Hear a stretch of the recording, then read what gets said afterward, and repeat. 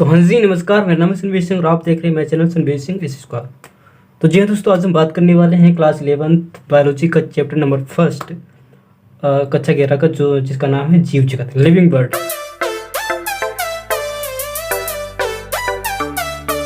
तो चलिए शुरू करते हैं। वी नो दैट, हम जानते हैं, वी नो दैट का मतलब हम जानते हैं पृथ्वी पर दो प्रकार की चीज़ें मिलती हैं, दो प्रकार की वस्तुएं मिलती हैं, ठीक है।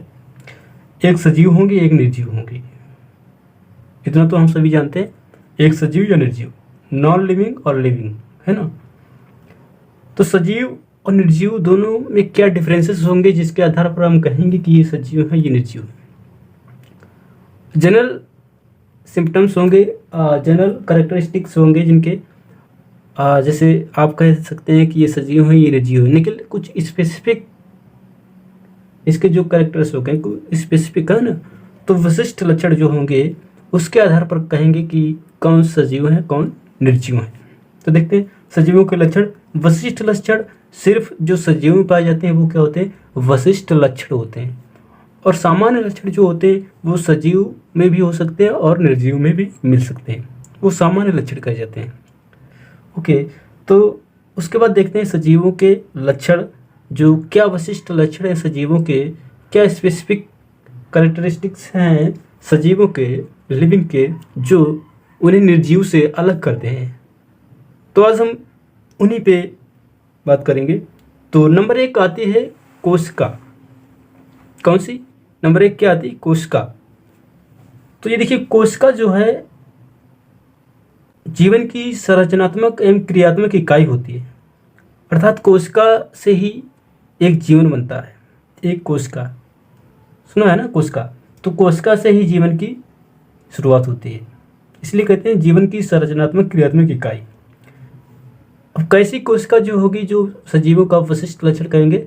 जीवित कोशिका, जीव द्रव युक्त कोशिका सजीवों का विशिष्ट लक्षण होती है। जैसे कि आपके घर में लकड़ी की टेबल होगी, तो लकड़ी की टेबल में भी कोशिका होती है, किसकी?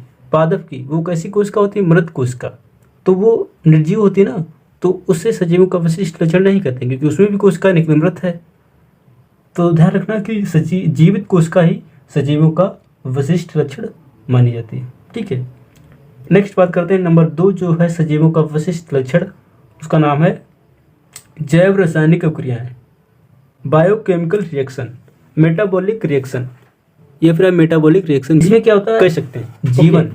सो उपापचय अभिक्रिया, जैव रासायनिक अभिक्रिया जीवन कहलाता है, क्योंकि जो मेटाबॉलिक रिएक्शन होती है वो जीव द्रव में होती है। किसमें होती है? जीव द्रव। जीव द्रव बेटा प्रोटोप्लाज्म, है ना। तो प्रोटोप्लाज्म में ही ये रिएक्शंस होती हैं। जीव द्रव सजीव में पाया जाता है, जो सजीव होते हैं उन्हीं में ये जो प्रोटोप्लाज्म पाया जाता है। उपापचय अभिक्रियाएं जो होते हैं, जो मेटाबॉलिक रिएक्शन होते हैं, इनमें या तो कुछ बनता है या तो कुछ विघटित होता है, या तो कुछ क्या होता है? विघटित होता, मतलब टूटता है। फॉर एग्जाम्पल आपको बता देता हूँ, जैसे क्या है? H2O, ये जल है,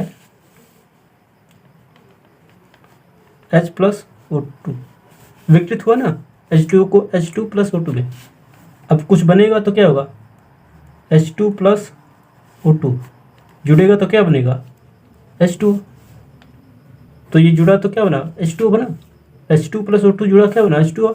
H2O विघटित हुआ तो क्या बना? हाइड्रोजन ऑक्सीजन गैस बनी। तो ये होती है क्या होता है? जैव रासायनिक अभिक्रियाएं यही होती है। तो तब तक के लिए इतना ही, और फिर मिलेंगे किसी नेक्स्ट वीडियो में इसका अगला लेक्चर लेकर, जिसमें हम जानेंगे आगे के सजीवों के विशिष्ट लक्षण। तब तक के लिए नमस्कार।